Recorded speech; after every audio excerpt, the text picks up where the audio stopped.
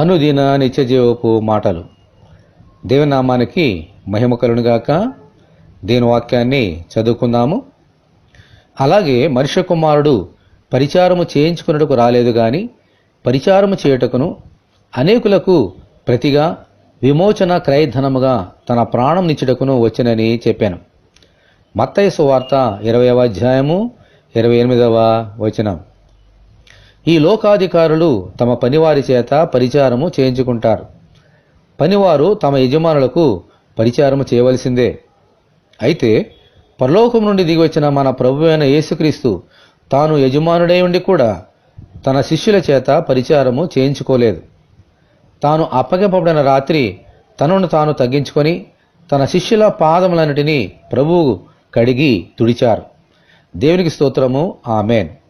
అలాగే శిలువ మరణము పొందినంతగా తను తాను తగ్గించుకొని మనుషులందరి రక్షణ కొరకు తన ప్రాణాన్ని అర్పించారు.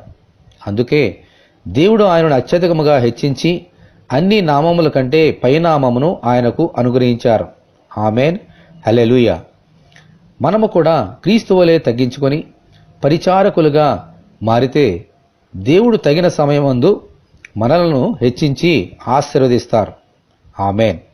ప్రభువా, మేము కూడా మమ్మల్ని మేము తగ్గించుకొని మీ అడుగుజాడలలో నడుచుచు మీ ఆశీర్వాదములు పొందగలిగినట్లు అనుగ్రహించమని ప్రభువైన యేసుక్రీస్తు ద్వారా మనమందరము దేవుని ప్రార్థన చేసుకుందాము.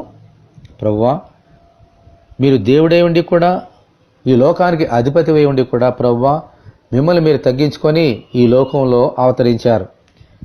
మీ శిష్యుల చేత పరిచారం చేయించుకోలేదు కానీ మీరే వారికి పరిచారం చేశారు.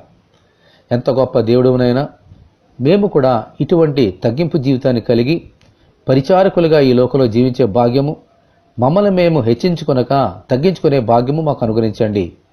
తగిన సమయమందు మీ చేత హెచ్చింపబడి దీవించబడినట్లుగా మీ కృప మాకు అనుగ్రహించండి.